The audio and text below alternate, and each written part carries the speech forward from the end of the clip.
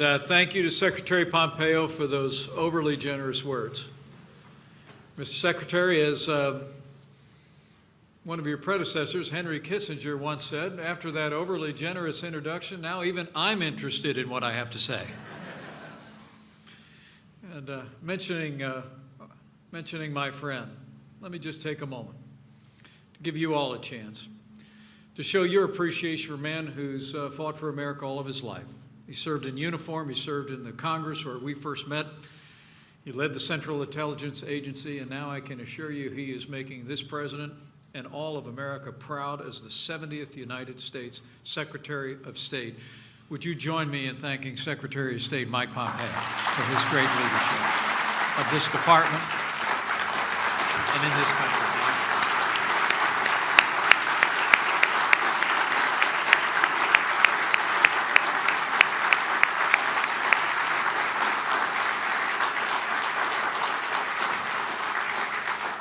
To the more than 180 ambassadors and chiefs of mission here today, as well as the under and assistant secretaries in attendance, it really is an honor to join you for the 9th Annual Global Chiefs of Missions Conference. Welcome back to Washington, D.C., and welcome home. It's great to have you back. You know, because all of us are, in fact, one team with one mission and one future, let me begin today by bringing greetings from our one-team captain, someone who admires the service that each one of you provide to the United States of America every single day. I bring greetings from the 45th President of the United States of America, President Donald Trump.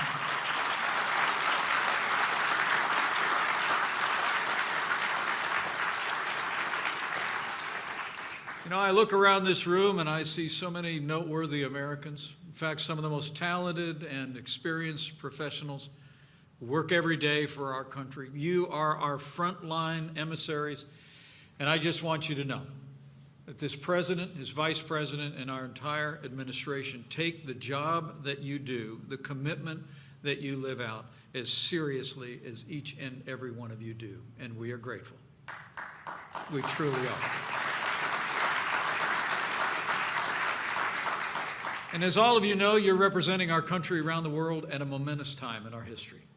With the help of Secretary Pompeo, President Trump has made some big changes in our nation's foreign policy. And they were a long time coming. And they haven't been welcomed in all quarters around the world. So I'm here today to say thank you to each and every one of you for taking up the hard work of defending the interests of some 320 million Americans. The President's foreign policy, as you all know, put simply, is America first. No longer will the United States government pursue grandiose, unrealistic notions at the expense of the American people. Instead, President Trump is putting our nation's security and prosperity first, and he always will.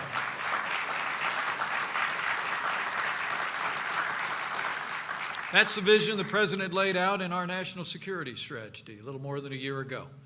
It's a strategy, as you know, based upon 4 overarching principles, and they bear repetition today. First, protecting the American people, the American homeland, and the American way of life. And we're doing that by enhancing our defense against weapons of mass destruction, combating biothreats and pandemics, and strengthening our border security. The second pillar is promoting American prosperity. And on that score, we've been rejuvenating our economy. We're also promoting free, fair, and reciprocal economic relationships, maintaining America's lead in research, technology, invention, innovation, and embracing American energy dominance. The third pillar of the President's strategy is advancing America's influence in the world. And we're encouraging our aspiring partners, working toward better outcomes in multilateral forums. In every way we can, we are championing American values. And the fourth and final pillar of the President's national security strategy, as you well know, is to preserve peace through strength. And we're doing that with strong support in the Congress of the United States by renewing our military capability, strengthening our defense and industrial base, modernizing our nuclear forces, and even creating a space force as we strengthen cyber, space, offensive, and defensive capabilities we are going to make the strongest military in the history of the world stronger still.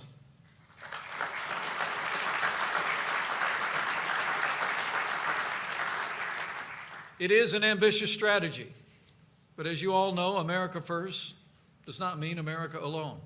And over the past 2 years, under President Trump's leadership, we've forged new and renewed bonds with allies and partners in Europe, in Asia, and across the world.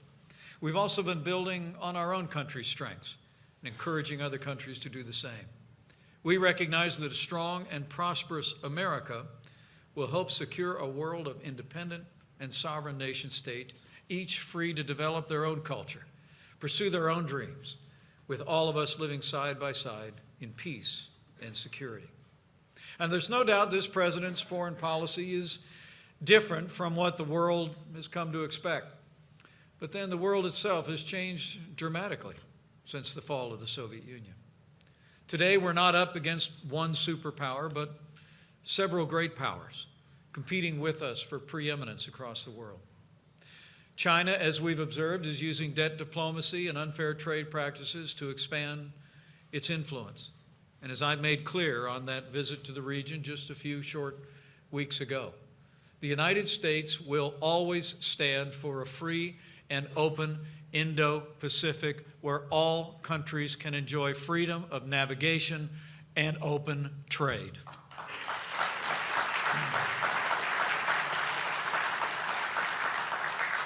The truth is, too often in recent years, China has chosen a path that disregards the laws and norms that have kept the world safe and prosperous for more than half a century. And the days of the United States looking the other way are over. And then beyond our global competitors, the United States faces a wolf pack of rogue states. First, there's the world's biggest state sponsor of terror, which is grappling for dominance in the Middle East by spreading mayhem in any country that opposes it. Of course, I speak about the Islamic Republic of Iran. Then there's the specter of dictatorship, which haunts the people of Cuba, Venezuela, and Nicaragua, defying world opinion and Latin America's broad embrace of freedom, democracy, and the rule of law. And while the president has started a promising dialogue with Chairman Kim, we still await concrete steps by North Korea to dismantle the nuclear weapons that threaten our people and our allies in the region. Unlike the Soviet Union and its many client states, no shared ideology or objective unites our competitors and adversaries except this one. They seek to overturn the international order that the United States has upheld for more than half a century. Truthfully, it is a pact surrounding what they perceive to be a common enemy. But the truth is, the United States will rise to that challenge. We will stand with our allies, and we will advance our values and our principles in the world.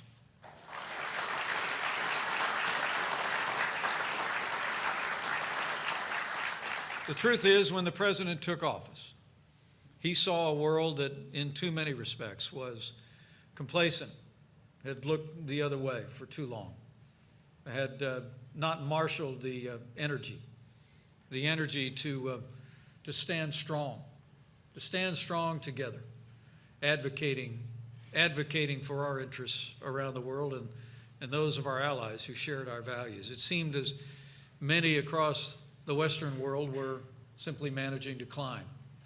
But I think you all know President Trump is not a big fan of losing. He knew the only way to retake the initiative was to put our own house in order. And so from the first day of this administration, we have focused on revving up this economy. We've cut taxes. We've cut red tape. We've unleashed American energy. And I'm pleased to report, thanks to the president's leadership and the energetic development of businesses large and small, we've seen more than 5 million new jobs created across the United States of America.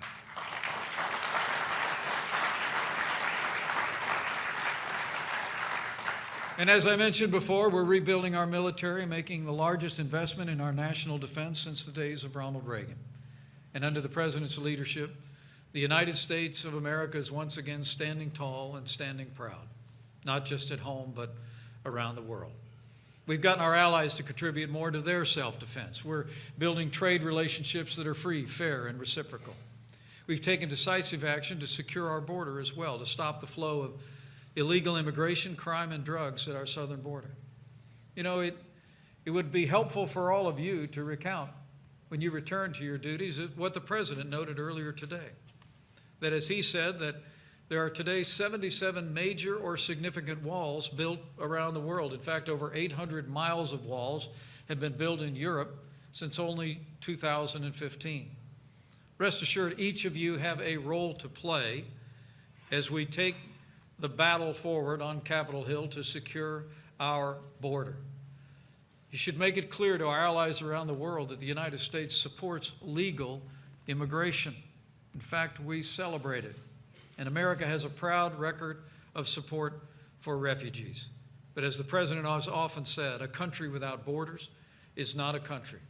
And so I urge you to assure our allies this administration will continue to stand for legal immigration, even while we address the humanitarian and security crisis on our southern border. We will secure the border of the United States of America for the sake of our people, our security, and our sovereignty.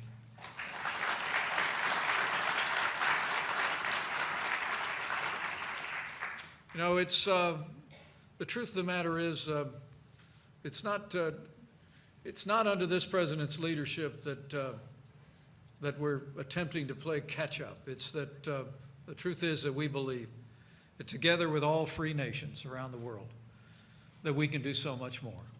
You know, the President and I have traveled widely and often with the help of all of you in this room. We've done the hard work of sustained personal diplomacy. In the last 2 years alone, I've had the honor to represent our country on visits to 23 different countries on 6 different continents. And as the President might say, the change in the relationship between the United States of America and our allies and our competitors around the world has been huge. And the truth is, just look at trade. Under President Trump's leadership, we've helped our farmers and ranchers sell more American rice to Colombia, more American pork to Argentina, and more American grain to Vietnam. We're negotiating a first-of-its-kind trade deal with Japan. We've strengthened our trade deal with South Korea. We signed one of the largest trade deals in American history, when the President will soon take to the Congress the United States-Mexico-Canada agreement that puts American workers and American jobs first.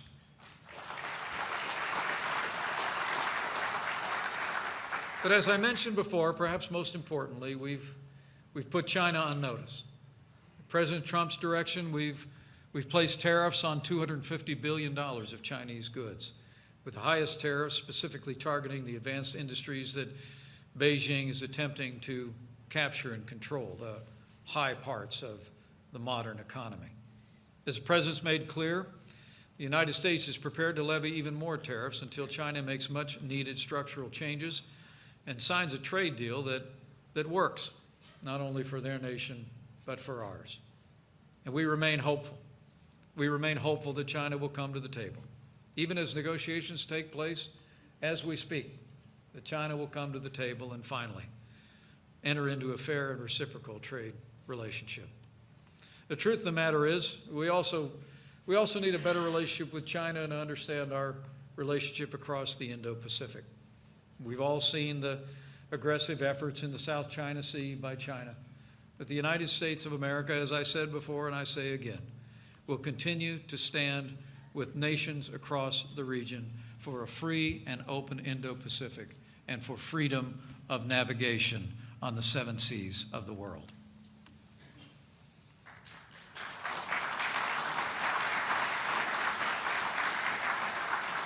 That strong stand is resulting in dialogue and in progress, not only with China, but with nations around the world. And what's more, some of our greatest challenges, some of our most heinous enemies are in retreat. We promised under this President's leadership to take the fight to radical Islamic terrorists on our terms on their soil. The President and I couldn't be more proud. Thanks to the leadership of this Commander-in-Chief and the courage and sacrifice of our armed forces, we're now actually able to begin to hand off the fight against ISIS in Syria to our coalition partners and we are bringing our troops home. The caliphate has crumbled, and ISIS has been defeated.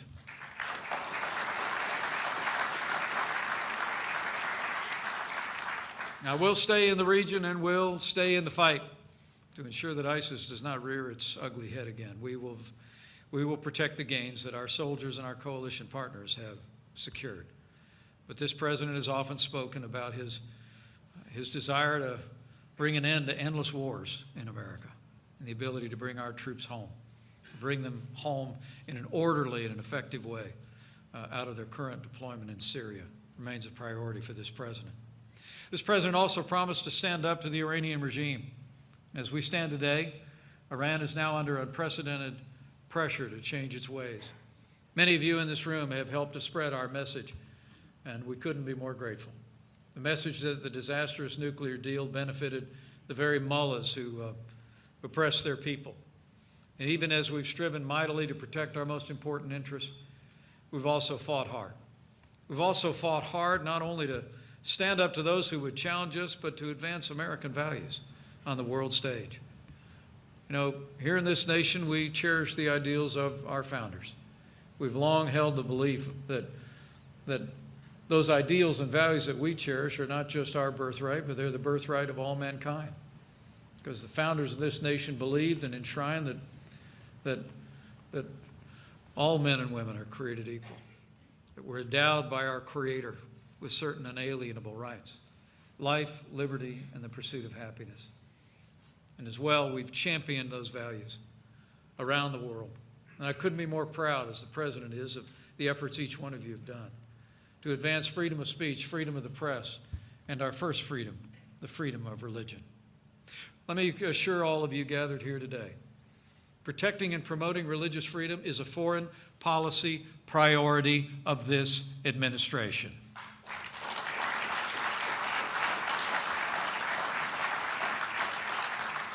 With the support of all of you in this room, we've stood without apology with persecuted people of faith around the world, whether it was calling for the release and achieving the release of a Christian pastor in Turkey, or speaking out for oppressed Tibetan, Buddhist, and Muslim Uyghurs in China, or helping to rebuild Christian and Yazidi communities in Syria and in Iraq.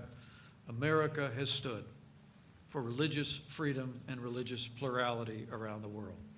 It's especially noteworthy today, on this National Religious Freedom Day, that we speak of the great progress that our nation has made. But let me say to each one of you, our ambassadors and our emissaries around the world, let us rededicate ourselves to that first freedom. As you return to your post, you may communicate to our allies and all who would listen that this administration and this people will always be a champion of people of faith.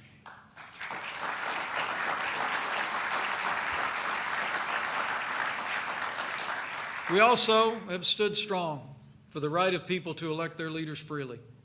We've imposed tough new sanctions on Nicolas Maduro's sham of a government. Just this week, we unequivocally condemned the arrest of Juan Guaido, the president of the National Assembly, after he invoked protections under Venezuela's constitution and declared Maduro's presidency illegitimate. I spoke with Juan Guaido just yesterday. I told him the United States will continue to stand strong with the people of Venezuela until democracy and liberty are restored.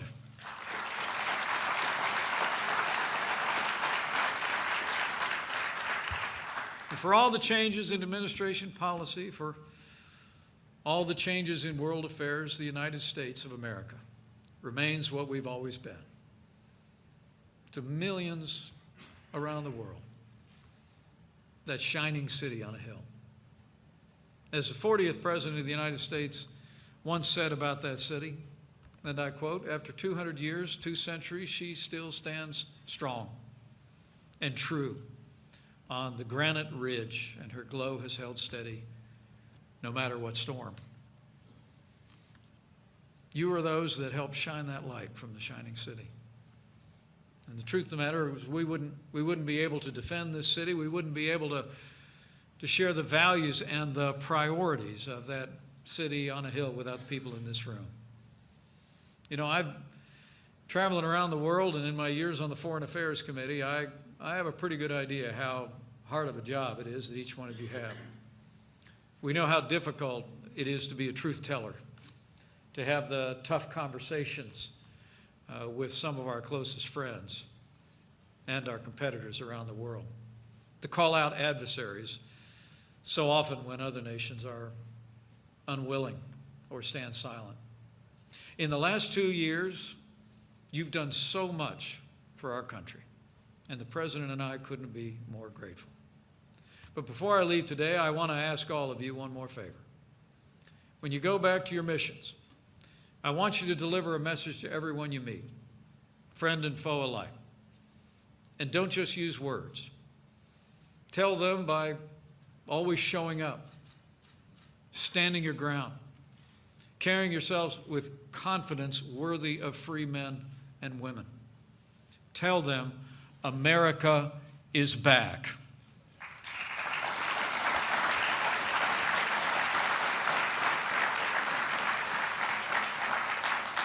We're back on the world stage to advance America's interests. We're back on the world stage to forge stronger ties with those nations around the world who share our ideals and our principles.